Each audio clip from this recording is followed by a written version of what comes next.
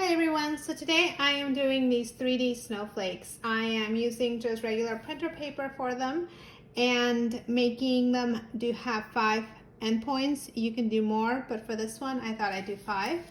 And basically all you need is printer paper, which is what I have here. I just cut the printer paper into perfect squares. And I do it the quick and easy way. I don't take time and fold it individually, just because these are only for a one-day contest that my husband is having at his work. So I don't need to have perfection. They just have to look pretty, I guess is my thing. So you take your perfect square and you fold it in half. And then you fold it in half again. Now the main thing is to make sure that you have your 5 sheets of paper and that they are folded the right way. So once you've kind of creased it, it gets hard just because there's 5 of them, but it's pretty easy to do. So you want to make sure that it opens up like this before you start cutting. And you want to make sure that the open side is at the bottom, just like that.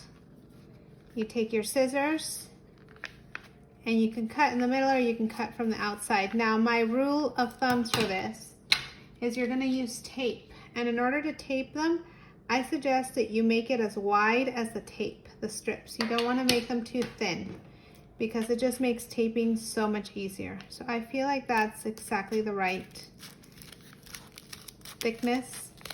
Like I said, I have 5 sheets in here, so it's hard. Most people do each one individually. I don't, like I said, just because I'm kind of in a hurry doing this. And they're just for a one-day thing, so I'm not that worried about perfection. If you want it to be perfect, then yes, do 1 sheet at a time. So you don't want to cut it through. You want to make sure that you leave an opening. And then you can just open them, and they're all pretty much ready to tape. So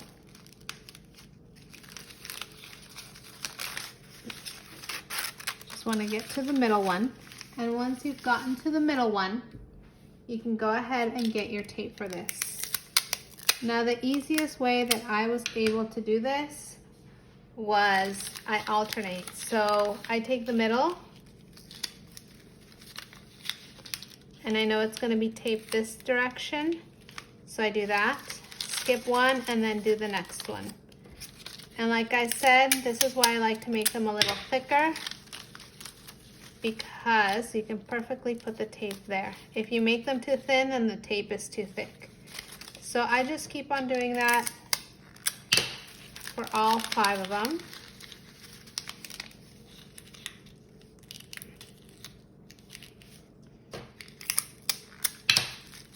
And like I said, middle one, skip one, next one.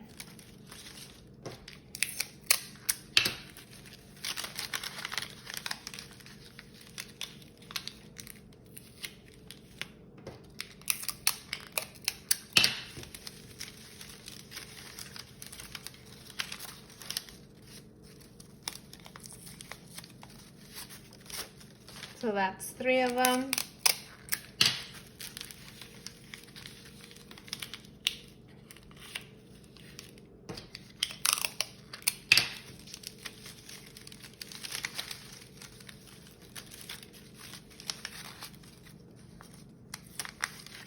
Four of them. Oh, I think I had a little extra then. 5. I believe so. 1, 2, 3, 4, 5. So I made an extra one on accident. Which you can definitely have 6 of them. I just want them all to match, so I'm going to get rid of that one.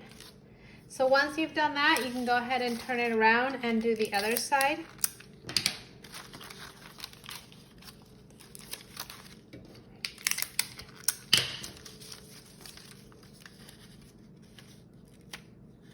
And you can see this one, I made it a little bit thinner,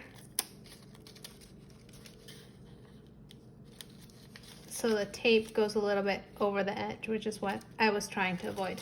So there's your first finished end. 2,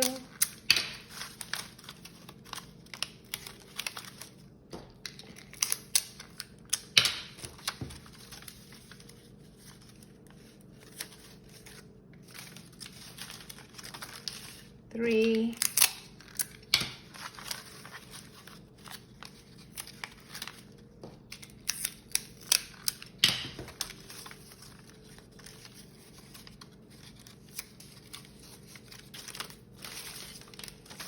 4, and 5.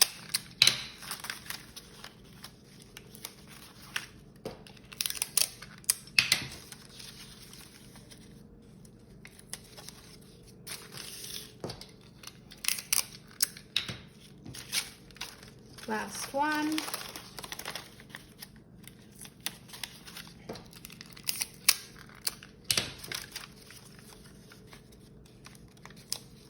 There you go, so that's the 5th one. And then what I like to do is make sure I know the direction of my center, and they're all sort of facing the same way.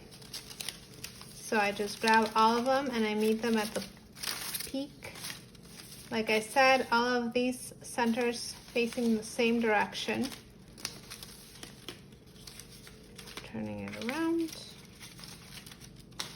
and meeting at the center. So once I've met them at the center, I am going to go ahead and staple them. Kind of line them up as best I can. I have a little stapler and I just staple them together. And that is my snowflake. Now, in order for it not to be just kind of fluff or flop over when I am hanging them, I go ahead and I get tape. I fold it. You can also use double sticky tape, which I clearly don't have. And you just meet the end points together.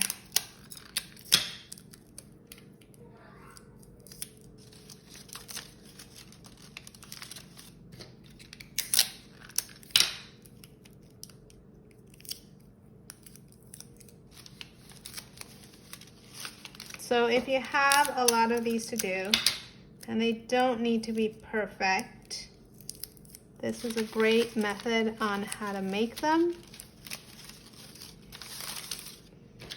Then you just do the bottom.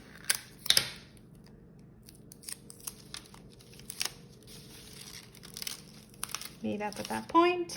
And now it is a finished snowflake. And that took me exactly 7 minutes and